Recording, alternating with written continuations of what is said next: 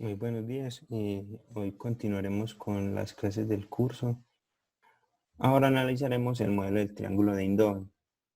El modelo del triángulo de Eindhoven,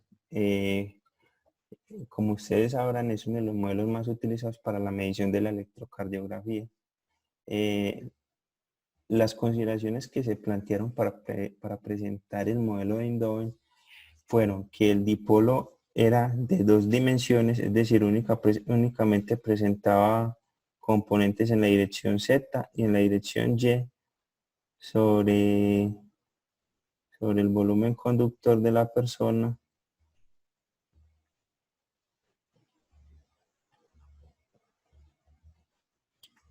y que el conductor era infinito, es decir, que se extendía hasta el infinito, como mencionamos en alguna clase anterior en el cual metíamos el paciente en un, en un, en un océano infinito de electrolitos con la misma conductividad del cuerpo humano, o un volumen conductor homogéneo esférico con un dipolo en el centro de la esfera.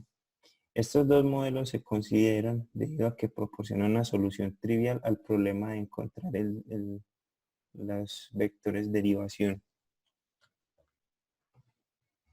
Este señor William Eindhoven obtuvo el premio Nobel en 1924 en medicina debido al descubrimiento del mecanismo de la electrocardiografía, de cómo era el mecanismo eléctrico del corazón, y con este instrumento que se observa acá, que fue llamado el galvanómetro de línea, él lo modificó para poder obtener las señales provenientes del corazón a través de mediciones en partes externas al cuerpo, partes externas a la fuente. Entonces tenemos acá, para el modelo del triángulo de Eindhoven, tenemos el volumen conductor como una esfera con centro en el origen de la fuente. La fuente en este caso sería el vector dipolo P. A partir de este seleccionaron 3 puntos, los cuales con respecto a ese punto centro, aquí estaban en ángulo. Entre ellos existen 120 grados.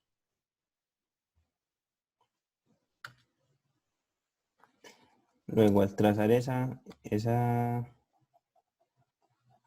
esos vectores de derivación, se encontraron las derivaciones monopolares de brazo izquierdo, brazo derecho y pierna,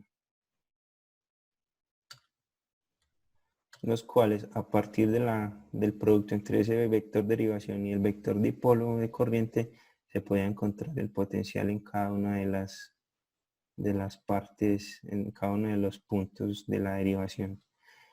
Estas fueron conocidas como las derivaciones monopolares.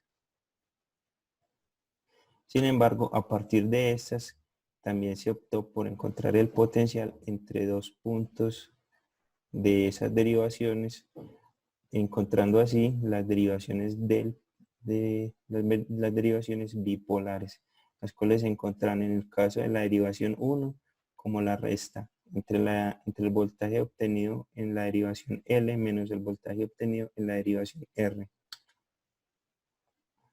obteniendo este vector derivación.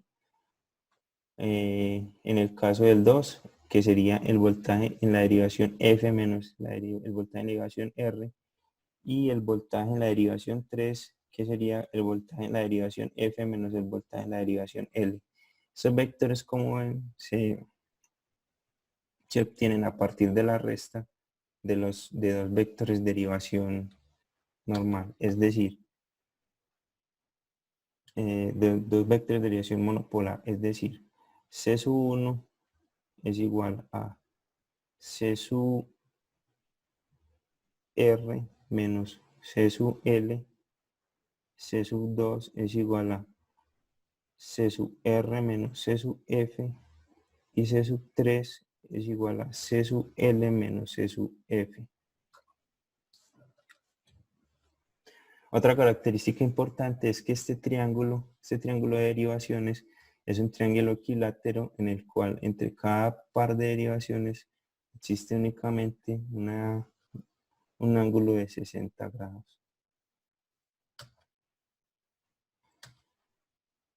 Pero este no es el único modelo de triángulo que existe. Aunque es el más utilizado y el que es reconocido internacionalmente, hubieron otras aproximaciones que permitieron hacer electrocardiografía anteriormente y algunos de ellos son también muy utilizados. Entre ellos se encuentra el modelo del triángulo de Frank. Observemos un poco qué pasa con el modelo del triángulo de Eindhoven. En el triángulo de Eindhoven se tiene la fuente en el centro del volumen conductor, el cual es una esfera homogénea, es decir, utiliza una esfera como volumen conductor con conductividad homogénea G. A partir de este se trazan los vectores derivaciones monopolares y luego los vectores derivación bipolar, en el cual que se tiene el vector derivación 1, el vector derivación 2 y el vector derivación 3. Vamos a tomar como sistema de coordenadas este que se observa acá en esta figura, en el cual tenemos la dirección Y, la dirección Z hacia arriba y saliendo hacia el frente del plano la dirección X. Por tanto, si observamos el vector derivación 1 únicamente tiene componente en dirección Y. El vector derivación 2 tiene componente en dirección Y y en dirección Z. Y con respecto al eje Y, ese vector 2 tiene una dirección de 300 grados. Por eso, esos 300 grados. En el caso del vector derivación 3, que tiene una dirección con respecto al eje Y de 240 grados, aparece esta en su definición.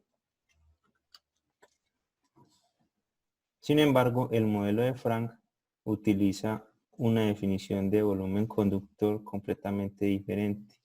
En este, el volumen conductor es un volumen finito homogéneo, pero ese volumen conductor finito simula el tórax de una persona.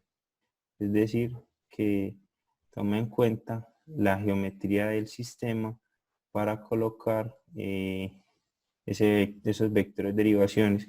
Sin embargo, considera que todo el volumen conductor es homogéneo, es decir, que la conductividad en cada punto es igual. A partir de eso, él realizó mediciones, más adelante les mostraré cómo, y determinó que los vectores de derivación C1, C2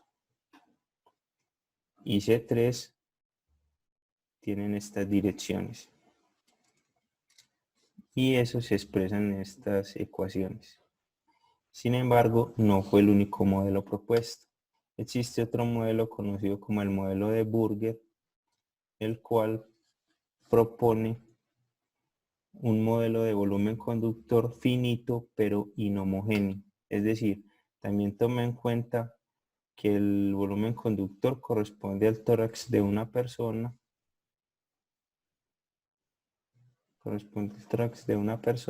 pero además de eso, que ese tórax está compuesto por diferentes tejidos, entre los que se encuentran los pulmones, los músculos, el estómago, intestinos, el hígado, la sangre que circula a través de la aorta, tejidos grasosos y el tejido de la piel. Todas estas inhomogeneidades provocan, cada uno de esos tejidos tiene una conductividad diferente, lo que provoca que se tenga un volumen conductor inhomogéneo. Y todas esas inhomogeneidades hacen que el vector derivación en cada uno de los casos cambie. Sin embargo, se observó que no hay mucha diferencia entre el modelo obtenido por Frank, en el que se utiliza un modelo homogéneo, y el modelo obtenido por Burger, en el que se consideran las inhomogeneidades. Sin embargo, aunque estos presentan una mejor sensibilidad con respecto a los vectores y una mejor aproximación, el modelo más utilizado es el modelo de Eindhoven debido a su forma simétrica y ya que pues, es mucho más fácil de analizar a través de este método. Esta es la forma en la que el doctor Frank realizó el muestreo de sus vectores de derivación. Él colocó el volumen conductor en el centro de su modelo in vitro, el cual está conformado por un material de conductividad G parecida a la del cuerpo en promedio. El volumen conductor colocó en el centro del volumen conductor una fuente de corriente en tres direcciones, en X, Y y Z. Y colocó diferentes electrodos en diferentes capas, desde la 1 hasta la 12, y en cada una de las capas en diferentes puntos radiales, desde A hasta P. A partir de esto empezó a medir los potenciales en cada uno de esos puntos y evaluar en cuáles puntos presentaba mayor intensidad el potencial eléctrico, y esos fueron los seleccionados como los puntos del sistema de derivaciones en su triángulo de Frank. Ahora, el modelo de Burger, propuesto por Hermann Burger en 1945, estimaba inhomogeneidades dentro del volumen conductor. Se realizó una medición muy similar a la que realizó Frank.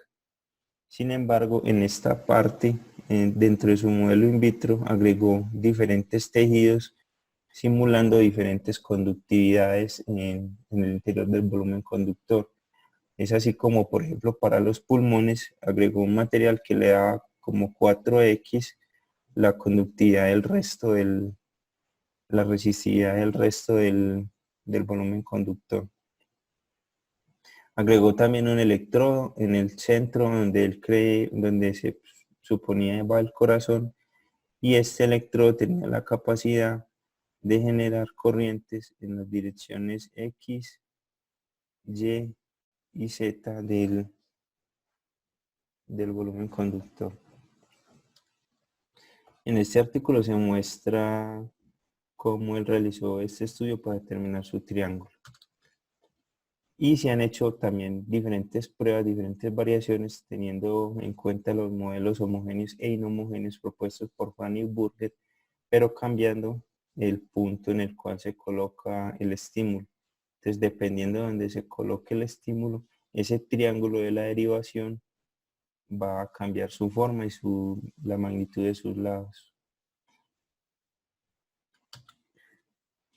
A continuación, miraremos lo que es el método de las imágenes.